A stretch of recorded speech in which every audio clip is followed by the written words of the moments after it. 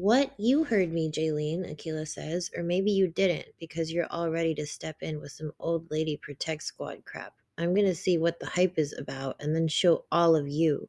Akila jabs Jaylene in the chest firmly that I'm better for the money.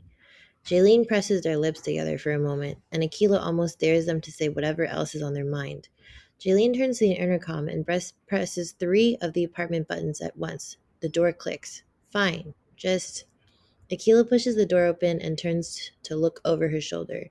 Jaylene is hovering, but they're not moving to follow Akila upstairs. Just what? Don't go rushing her, okay? Have some patience. Akila has been in Auntie's apartment once or twice before, but always with Jaylene. Nothing has changed since last time.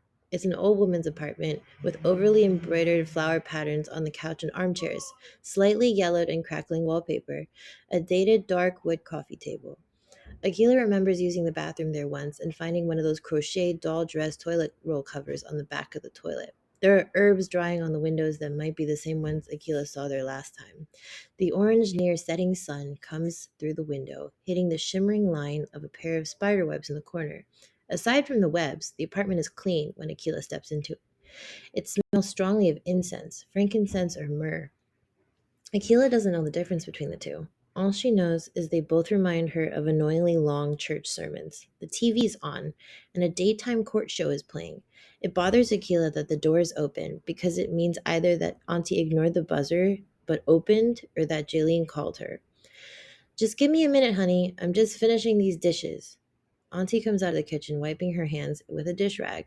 She looks Akila up and down, not dropping her smile. You've gotten bigger since I last saw you. Akila hasn't gotten bigger since she hit 5'3" at 15, and that was 2 years ago. Old people seem to think that's the highest compliment they can offer. You've grown. How much to fix up my head? Auntie strolls up to her and holds up a hand to touch her hair. Akila's hair is pulled back into one thick puff. The amount Auntie quotes is twice what Akila charges, but before Akila can say anything, Auntie cuts her off. We both know you don't need me to do your hair, but it's still time and labor. When Auntie tugs just enough to make Then Auntie tugs just enough to make Akila wince. It's a month ago in Akila's living room. The room smells like the rice and beans Jaylene has on the stove.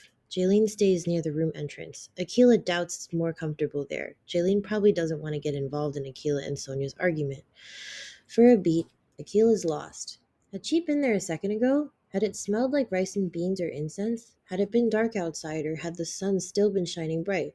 She remembered this moment until suddenly it isn't a memory and her brain snaps back into this present.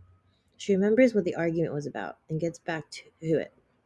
I don't have to finish your head, you know that, right? Akila walks around the chair so that she's in front of Sonia, a cell phone in her hand, frowning.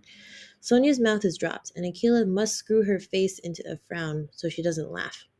The expression probably isn't any better. I already paid half up front, and I'm not paying the rest just because Tiana called you. From the corner of Akila's eye, she sees Jaylene's eyes narrow suspiciously. No, no, that's a distraction from what she wants, and she isn't trying to get into that. This isn't about Tiana, and it doesn't matter why. What does Tiana want? Jaylene interjects. Akila doesn't wave Jaylene off, but only because she doesn't want to fight with them. She wants to ignore the question. She clenches her cell phone tightly.